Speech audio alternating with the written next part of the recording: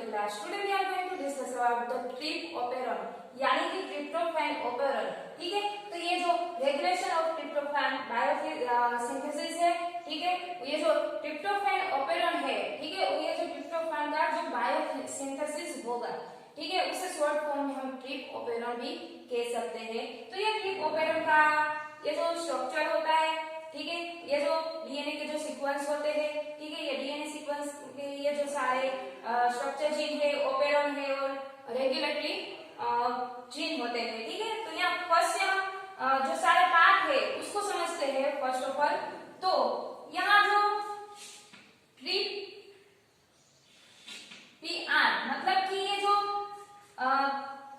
Trip operon है, ठीक है, उसके यहाँ जो आर मतलब कि यहाँ जो रेगुलेटरी जीन है, ठीक है, ये रेगुलेटरी जीन है.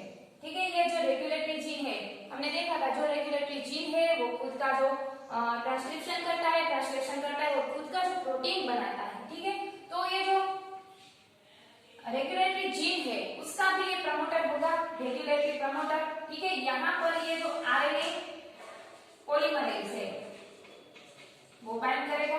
ठीक है, और फिर यहाँ से ट्रांसक्रिप्शन प्रोसेस होगी, यहाँ से वो प्रोटीन बनाएगा. ठीक है, इसकी प्रोसेस बाद में देखते हैं. और फिर आता है प्रमोटर. ठीक है, प्रमोटर क्या है, 159 जो न्यूक्लियोटाइड की पेयर होती है, ठीक है, उसकी जो ये लेंथ होती है 159 की होती है. और उसमें ये पार्ट आता है कि ये जो प्रमोटर है उसके बीच में यहाँ जो ऑपरेटर 0.5% यहाँ ऑपरेटर जो प्रमोटर के जो बीच में होता है, ठीक है, वो उसकी जो लेंथ है वो 49 की होती है. ठीक है, फिर आता है ट्रिप एल. ठीक है, ट्रिप एल के बारे में हम आगे डिस्कस करेंगे. अब बात करते हैं ये जो स्ट्रक्चर जीन है, यहाँ जो लेकोपेरॉन थे, ठीक है, लेकोपेरॉन में 3 टाइप के थे, ZYA. ठीक है, यहाँ जो स्ट्रक्चर जीन है वो 5 टाइप के हैं. ठीक है, EDCBA. ठीक है, ये सारे स्ट्रक्चर जीन होता है. और यहाँ जो लास्ट पार्ट में होता है TNT. ठीक है, वो टर्मिनल पार्ट है. ठीक है, तो ये बात क्लियर हो गई. अब बात करें ये जो स्ट्रक्चर जीन है, ठीक है, वो क्या करते हैं, वो खुद का प्रोडक्ट बनाएगा. ठीक है, तो ये क्या करेगा, ये जो प्रोडक्ट बनाएगा, ठीक है, वो जो ई से प्रोडक्ट बनता है उसे एप्सिलॉन जो पॉलीपेप्टाइड चेन बनता है. ठीक है, उसे एप्सिलॉन पॉलीपेप्टाइड चेन कहते हैं. और ये जो डी से बनता है उसे डेल्टा पॉलीपेप्टाइड चेन कहते हैं. और फिर सी से बनता है वो ENGP सिंथेसेस करते हैं. ठीक है, इसके फुल फॉर्म के बारे में हम आगे देखते हैं. और फिर बी से आता है तो उसे बीटा पॉलीपेप्टाइड चेन प्रोडक्ट होता है. ए का प्रोडक्ट है अल्फा पॉलीपेप्टाइड चेन. ठीक है, तो अब क्या होता है, यहाँ जो डी और सी और ई और डी, ठीक है, दोनों का जो ये प्रोडक्ट है अल्फा एप्सिलॉन एंड डेल्टा. ठीक है, तो ये क्या होता है, दोनों जुड़ जाते हैं और यहाँ 2 एप्सिलॉन एंड 2 अल्फा, 2 डेल्टा. ठीक है, तो ये 2 एप्सिलॉन और 2 डेल्टा, ठीक है, ये दोनों जुड़ गया तो क्या बनता है, एंथ्रानिलेज सिंथेसिस. ठीक है, तो एंथ्रानिलेज सिंथेसिस बना. और फिर सी है वो तो खुद का ENGP बना रहा है. और बी और ए, ठीक है, उसका प्रोडक्ट है beta and alpha polypeptide chain. तो 2 बीटा और 2 अल्फा. ठीक है, ये दोनों जुड़ जाते हैं तो क्या बनता है, ट्रिप्टोफैन सिंथेसिस. ठीक है, ये जो एंजाइम बने, ठीक है, वो क्या है, एनाबोलिज्म जो मेटाबॉलिज्म होता है. ठीक है, एनाबोलिज्म प्रोसेस होती है. ठीक है, ट्रिप्टोफैन में क्या हुआ था, जो कैटाबोलिज्म प्रोसेस होती थी. ठीक है, यहाँ जो लेकोपेरॉन में कैटाबोलिज्म प्रोसेस होती है और यहाँ जो ट्रिप्टोफैन में एनाबोलिज्म प्रोसेस होती है. ठीक है, मतलब कि ये जो ट्रिप्टोफैन का सिंथेसिस होता है. ठीक है, ये क्या होता है, यहाँ जो एक प्रीकर्सर होता है, ठीक है, उसे हम कोरिस्मेट कहते हैं. ठीक है, कोरिस्मेट से क्या बनता है, एंथ्रानिलेज. ठीक है, अब ये जो प्रोसेस हो रही है तो ये सारे जो एंजाइम है इस प्रोसेस में पार्टिसिपेट होंगे. ठीक है, इस प्रोसेस को बनाने में वो हेल्प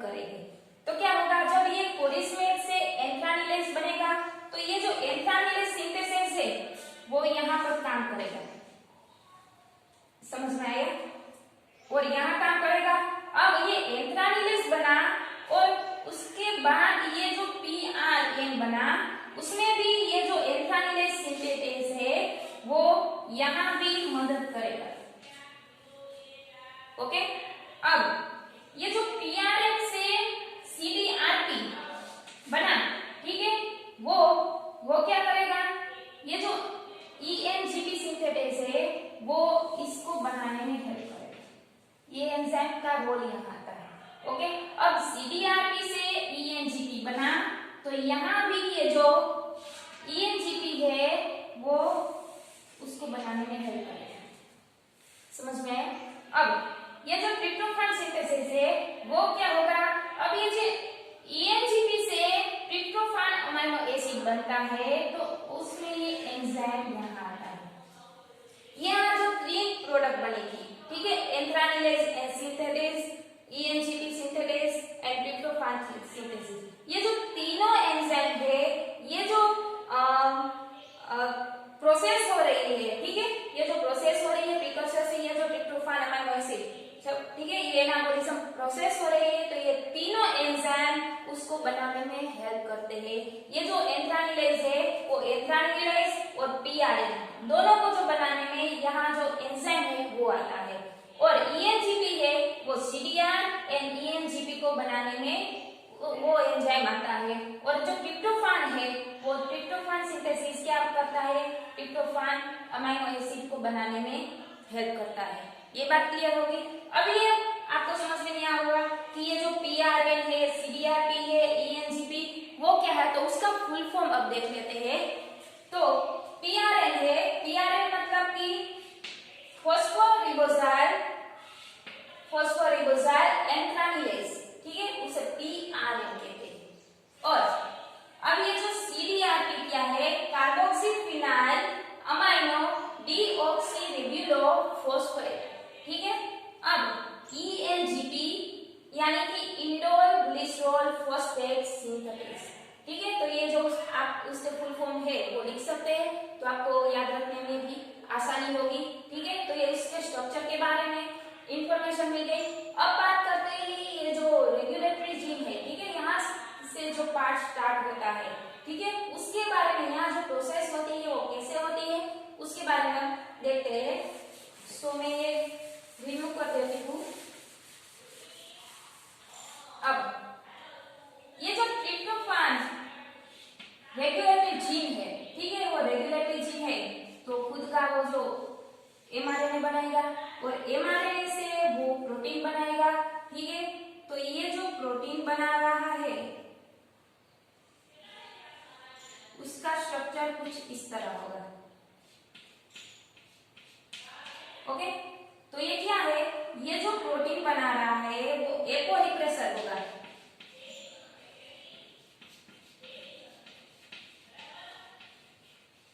ओके, ये जो एपोरिप्रेसर है अब क्या करेगा, ये एपोरिप्रेसर है वो इनएक्टिव फॉर्म में है। जो रेगुलेटरी प्रोटीन से जो रेगुलेटरी जीन है उससे जो ये प्रोटीन बना, ठीक है, वो एपोरिप्रेसर है, ठीक है, लेकिन वो क्या है, इनएक्टिव फॉर्म में है। अब ये रिप्रेसर है जो एक ऑपरेटर पर बाइंड करता है, लेकिन ये इनएक्टिव फॉर्म में है तो ये ऑपरेटर पर बाइंड नहीं कर सकता, इसलिए उसको एक और चीज की जरूरत पड़ती है जो है कोरिप्लेक्सर।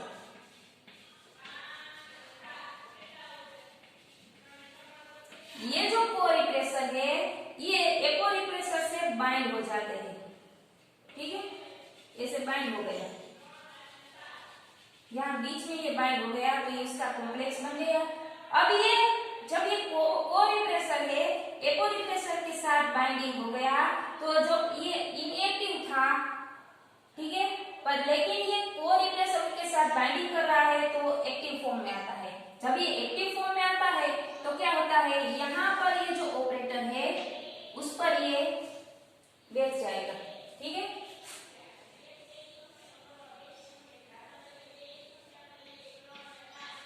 ऐसे बैठ जाएगा, एक्टिव फॉर्म में आ गया है, ठीक है। अब ये जो प्रमोटर का पार्ट था, अब ये प्रमोटर के बारे बारे में समझना है कि ये जो ऑपरेटर था और बाकी का पार्ट है वो खाली रहेगा नहीं, यहाँ पर आरएनए पॉलीमरेज बैठा हुआ है। ठीक है, ये जो आरएनए पॉलीमरेज है वो बाइंड करता है। लेकिन जब यहाँ रिप्रेसर यहाँ पर बाइंड करता है तो क्या होगा, ये जो आरएनए पॉलीमरेज है, ठीक है, वो जो सिंथेसिस कर रहा है, वो जो ट्रांसक्रिप्शन की प्रोसेस हो रही है वो होगी नहीं होगी, क्योंकि यहाँ पर रिप्रेसर आके बैठ गया है। ठीक है, तो यहाँ पर ये साइड ब्लॉक हो गई तो यहाँ ट्रांसक्रिप्शन की प्रोसेस होगी नहीं होगी। लेकिन मान लीजिए जो इक्वल मीडियम में जो ट्रिप्टोफान होता है, ठीक है, ट्रिप्टोफान अगर एब्सेंट है, ये जो को-रिप्रेसर है, ठीक है, it one type of tryptophan, ये ट्रिप्टोफान है। ठीक है, अगर मीडियम में ये जो ट्रिप्टोफान प्रेजेंट होता है तो ये जो एपोरिप्रेसर के साथ बाइंडिंग करता है और फिर ये ऑपरेटर के साथ जुड़ता है। लेकिन जो को-रिप्रेसर यानी कि जो ट्रिप्टोफान मीडियम में इक्वल मीडियम में जो है ही नहीं, एब्सेंट है, तो क्या होगा, ये जो मान लीजिए यहाँ ट्रिप्टोफान नहीं है, ठीक है, तो क्या होता है, इसके साथ नहीं जुड़ेगा तो ये इनएक्टिव फॉर्म में आया है। ठीक है, ये इनएक्टिव फॉर्म में है तो ये ऑपरेटर पर जाके बैठ जाएगा नहीं बैठेगा, तो ऑपरेटर क्या होगा, फ्री रहेगा। ठीक है, और ऑपरेटर फ्री रहेगा तो क्या करेगा, ये जो आरएनए पॉलीमरेज प्रमोटर रीजन पर प्रेजेंट है तो क्या करेगा, यहाँ से वो ट्रांसक्रिप्शन की प्रोसेस स्टार्ट करेगा और ट्रांसक्रिप्शन की प्रोसेस स्टार्ट करेगा तो ये जो स्ट्रक्चर जीन है वो खुद का जो एंजाइम यानी कि जो प्रोटीन है वो बनाता है। ठीक है, तो ये जो आपने देखा जो प्रोकैरियोटिक होता है, ठीक है, उसमें क्या होता है, ये जो स्ट्रक्चर डीएनए का जो स्ट्रक्चर है, ठीक है, यहां से आरएनए पॉलीमरेज है, ठीक है, वो ट्रांसक्रिप्शन कर रहा है। हमने आगे देखा था सिंपल सी प्रोसेस है। ठीक है, तो ये जो प्रोसेस कर रहा है यहाँ से जो एमआरएनए बना रहा है, ठीक है, ये जो एमआरएनए बना रहा है उसमें यहाँ जो राइबोसोम बैठ जाता है। ठीक है, यहाँ एमआरएनए और राइबोसोम बैठ जाता है तो क्या होगा, ये ट्रांसक्रिप्शन की प्रोसेस के साथ ये ट्रांसलेशन की प्रोसेस भी स्टार्ट होती है। ठीक है, प्रोकैरियोटिक में ऐसा होता है, ट्रांसक्रिप्शन और ट्रांसलेशन होता है, इसलिए हम कपल सिंथेसिस कहते हैं। ठीक है, दोनों एक ही साथ हो रहा है। ठीक है, तो अब क्या होता है, यहाँ जो स्ट्रक्चर जिनसे एमआरएनए बना, ठीक है, ये एमआरएनए बना तो क्या होगा, ये एमआरएनए का जो इतना पार्ट होता है वो ई का होता है, इतना पार्ट होता है वो डी का होता है, इतना पार्ट सी का, डी का और ए का। ठीक है, क्योंकि ये पॉलीसेंट्रोनिक है प्रोकैरियोटिक में। ओके, तो अब ये जो एमआरएनए बना रहा है, ठीक है, यहाँ जो राइबोसोम होते हैं, ठीक है, वो साथ ही साथ ट्रांसक्रिप्शन के साथ ही साथ ये ट्रांसलेशन करते हैं। ठीक है, तो ये जब ये एपोरिप्रेसर की बात हो रही है तो अब ये एपोरिप्रेसर इसके साथ नहीं जुड़ेगा तो ट्रांसक्रिप्शन की प्रोसेस होगी और ये जो स्ट्रक्चर जीन है वो खुद का एमआरएनए बनाता है। ठीक है, लेकिन यहाँ जो मीडियम में को-रिप्रेसर यानी कि जो ट्रिप्टोफान है, ठीक है, वो ट्रिप्टोफान क्या करता है, ये एपोरिप्रेसर के साथ जुड़ता है। ठीक है, कहने का मतलब यही है कि अगर जो मीडियम में ट्रिप्टोफान प्रेजेंट है तो क्या करेगा, ये खुद ही ट्रांसक्रिप्शन की प्रोसेस को रोक देगा। ठीक है, तो ये एक्टिव फॉर्म में आता है और ऑपरेटर के साथ बाइंड करता है तो ट्रांसक्रिप्शन की प्रोसेस नहीं होती। ठीक है, तो अब ये देखते हैं कि जो प्रोसेस होती है वो किस तरह होती है। अब इस प्रोसेस के बारे में देखते हैं तो क्या होता है, इस प्रोसेस में दो ऐसे कंट्रोलर होते हैं। ठीक है, ये जो रेगुलेटरी और प्रमोटर कंट्रोलर है, ठीक है, तो ये उसमें फर्स्ट ऑफ ऑल ये तो जो कंट्रोलर है जो रेगुलेटरी जीन और ये जो प्रमोटर का, ठीक है, उसने क्या किया, ये जो रेगुलेटरी जीन है उसको म्यूटेट कर दिया, यानी कि ये जो म्यूटेट हो गया है तो ये खुद का ये जो एपोरिप्रेसर था, ठीक है, वो बना पाएगा नहीं बना पाएगा। ठीक है, तो ये उसने म्यूटेट कर दिया और फिर देखा कि ये जो ट्रांसक्रिप्शन की प्रोसेस है वो भी स्लो फॉर्म में हो रही है।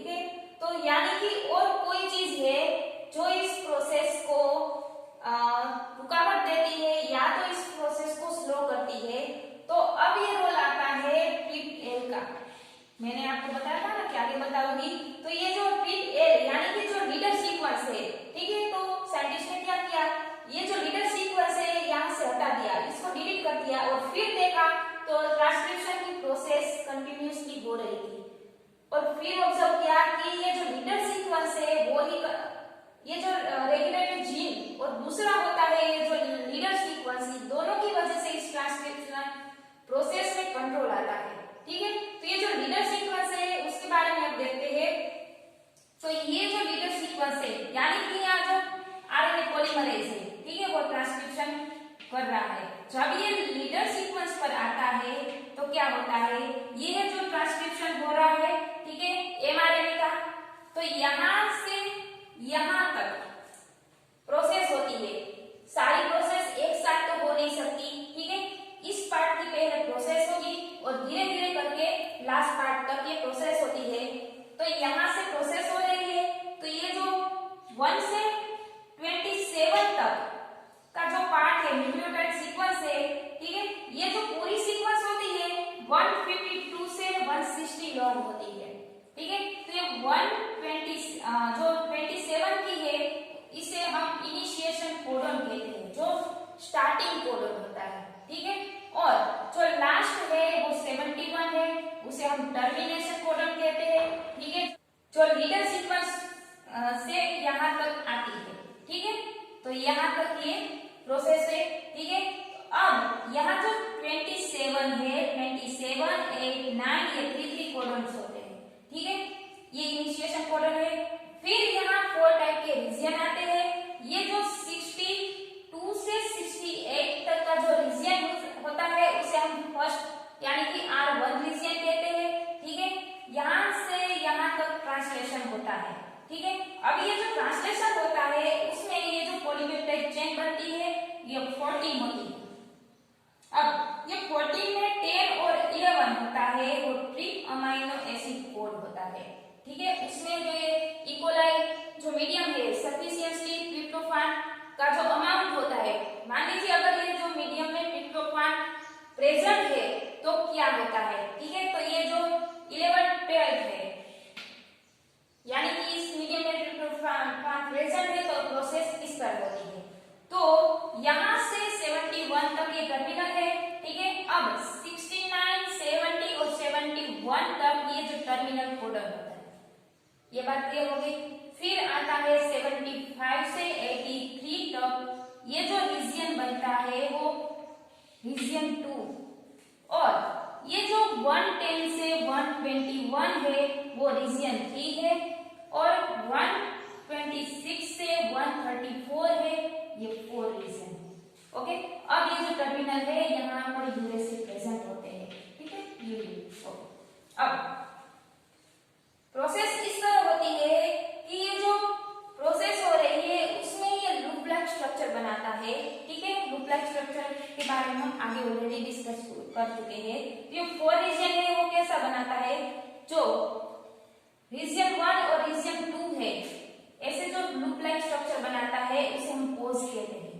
ठीक है, अब ये जो रीजन 2 और 3 मिलकर जो हेयरपिन लाइक स्ट्रक्चर बनाता है उसे हम एंटी टर्मिनेटर कहते हैं। ठीक है, और ये जो रीजन 3 और रीजन 4 है वो जो लूप लाइक स्ट्रक्चर है, हेयरपिन लाइक स्ट्रक्चर बनाता है, ठीक है, उसे हम टर्मिनेटर कहते हैं। ये सिंपल सी बात है। ठीक है, अब ये क्लियर हो गया। अब बात करें इस प्रोसेस की, तो प्रोसेस में क्या होता है, अब ये जो प्रोकैरियोटिक है इसलिए ट्रांसक्रिप्शन और ट्रांसलेशन साथ ही होता है। ठीक है, तो क्या होता है, मान लीजिए अगर ट्रिप्टोफैन प्रेजेंट है, ठीक है, साइटोप्लाज्म में ट्रिप्टोफैन प्रेजेंट है तो क्या होता है, यहाँ से ट्रांसक्रिप्शन, ये ट्रांसक्रिप्शन हो रहा है और पीछे पीछे ट्रांसलेशन हो रहा है। ठीक है, अब ये जो ट्रांसक्रिप्शन हो रहा है तो यहाँ पर हमने बताया जो ट्रिप्टोफान अमाइनो एसिड है, ठीक है, वो प्रेजेंट होते हैं। तो प्रेजेंट होता है क्या होगा, यहाँ जो ट्रांसक्रिप्शन यहाँ से चल रहा है और पीछे पीछे राइबोसोम यानी कि जो ट्रांसलेशन कर रहा है। तो राइबोसोम जब ये ट्रिप्टोफान अमाइनो एसिड पर आएंगे तो क्या करेगा, यहाँ पर ये भी हट जाएगा। यानी कि हमने देखा था जो राइबोसोम थी, ठीक है, उसका जो स्ट्रक्चर था कुछ इस तरह था। ठीक है, ई साइड थी, पी साइड, और एक जो टीआरएनए आता था ऐसा स्ट्रक्चर था। ठीक है, ट्रिप्टोफान। अब ये क्या करेगा, ये ट्रिप्टोफान के साथ जुड़ जाता है। ठीक है, तो यहाँ पर इस साइड ब्लॉक हो जाती है, मतलब कि यहाँ जो लीनियर ये जो लीडर सीक्वेंस है, ठीक है, ट्रिप्टोफान एल लीडर सीक्वेंस है, यहाँ पर ये जो साइड है वो ब्लॉक हो गई है क्योंकि ट्रिप्टोफान प्रेजेंट है, उसके साथ ये जो जुड़ जाता है तो ये साइड ब्लॉक हो गई, ठीक है। तो ये ब्लॉक हो गई R2 के साथ, ठीक है, R1 R2 के साथ ये ब्लॉक हो गई, तो R3 फ्री है, ठीक है, R3 फ्री है तो R3 और 4 का स्ट्रक्चर बन जाएगा, ठीक है, R3 R4 का। और क्या होता है, R3 R4 का स्ट्रक्चर होता है, तो यहाँ पर ये जो यूरेसिल होता है, ठीक है, टर्मिनेशन साइड पर, और उसके अपोजिट में क्या होता है, थायमिन की जगह ये यूरेसिल है, तो यहाँ पर ए आएगा, और ये जो उसका बीच का ये जो बाइंडिंग होता है वीकली होता है, ठीक है, हमने आगे देखा था, उसका जो बाइंडिंग वीकली होता है, क्या होता है, यहाँ जो ये प्रोसेस हो रही थी, ठीक है, अब यहाँ जो यूरेसिल ये हमारे बनता है, अब ये जो यूरेसिल आता है वो टेम्पलेट से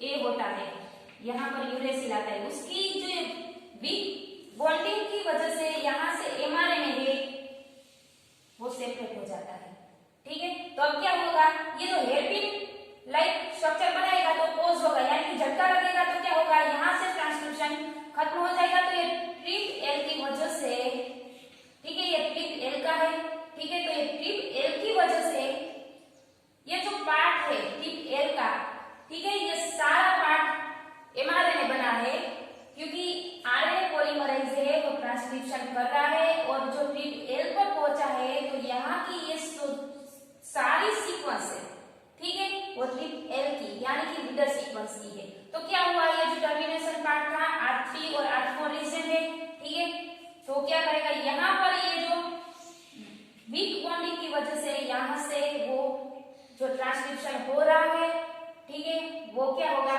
खत्म हो जाएगा, मतलब कि ट्रांसक्रिप्शन यहाँ से ही खत्म हो जाएगा, तो ये जो स्ट्रक्चर जीन से ट्रांसक्रिप्शन आगे नहीं बन पाएगा, ठीक है, ये बात क्लियर हो गई। क्योंकि यहाँ जो ट्रिप एल में ही ट्रांसक्रिप्शन रुक जाता है तो स्ट्रक्चर जीन में ट्रांसक्रिप्शन हो ही नहीं सकता, और स्ट्रक्चर जीन में ट्रांसक्रिप्शन नहीं होगा तो ये खुद का ये जो प्रोटीन प्रोडक्ट है वो नहीं बनाता। अगर मान लीजिए कि ये जो ट्रिप्टोफान है, ठीक है, साइटोप्लाज्म में एक्शन है यानी कि नहीं है, तो क्या होगा, ये जो ट्रांसक्रिप्शन हो रहा है, ठीक है, ये ट्रांसक्रिप्शन हो रहा है और पीछे ये जो ट्रांसलेशन हो रहा है, तो क्या होगा, यहाँ पर ये ट्रिप्टोफान है ही नहीं, तो क्या होगा, ये जो धीरे धीरे करके प्रोसेस हो रही है ट्रांसक्रिप्शन की, तो ये R2 है, ठीक है, यहाँ ब्लॉकिंग साइट तो कोई है नहीं क्योंकि ट्रिप्टोफान नहीं है, तो ये R2 फ्री हो जाएगा, और ये जो बनेगा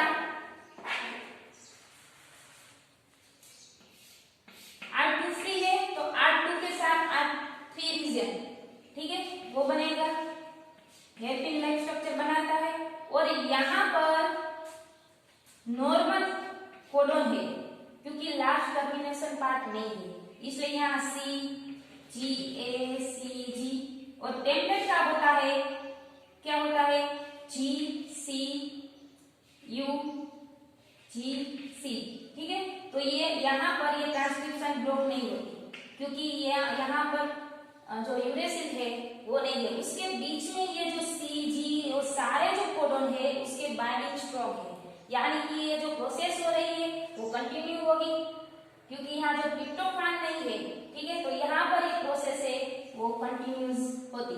अगर ये जो कंटिन्यूस होगी, ठीक है, तो ये जो स्ट्रक्चर जीन है वो खुद का प्रोटीन प्रोडक्ट बनाएगा, ठीक है, तो ये बात क्लियर होगी। अब बात करें ये जो रीजन है ट्रांसक्रिप्शन हो रहा है आगे आगे, ठीक है, ये जो रीजन है कोई साइड ब्लॉक नहीं होगी तो स्ट्रक्चर कैसा बनेगा,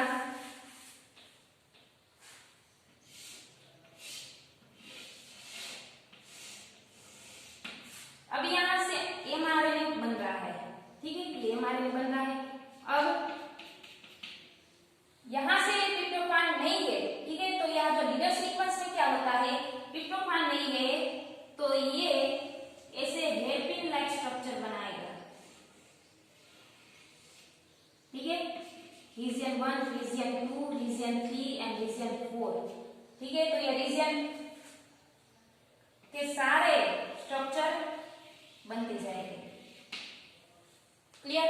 अब क्या होगा, ये जो प्रोसेस हो रही है उसमें क्या होगा, रीजन 1 के साथ 2, 2 के साथ 3, 3 के साथ 4, ऐसे रीजन के जो हेरल पिन लाइक स्ट्रक्चर है, ठीक है, वो बनाता जाएगा। यहाँ पर जब ये ट्रांसक्रिप्शन हो गया और ट्रांसलेशन हो गया तो ये R2 फ्री है तो R3 के साथ जुड़ेगा, ठीक है।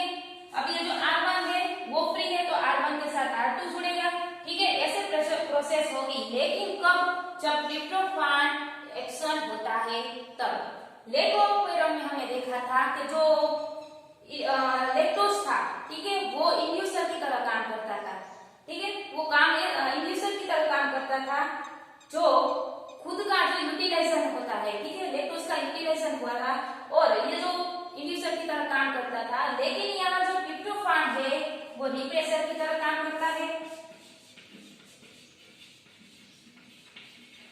रिप्रेसर का रोल क्या है, इस साइड को जो इस प्रोसेस हो रही है उसको ही ब्लॉक करता है। मतलब कि जो ट्रांसक्रिप्शन यानी ट्रांसलेशन की जो सारी प्रोसेस हो रही है, ठीक है, एक्सप्रेशन हो रही है, तो जो ये ट्रिप्टोफान है खुद का एक्सप्रेशन रोक देता है। इसलिए इस ऑपरेंड को हम रिप्रेसिबल ऑपरेंड भी कह सकते हैं, ठीक है। और जो लेट ऑपरेंड था उसे हम इंड्यूसिबल ऑपरेंड कहते हैं।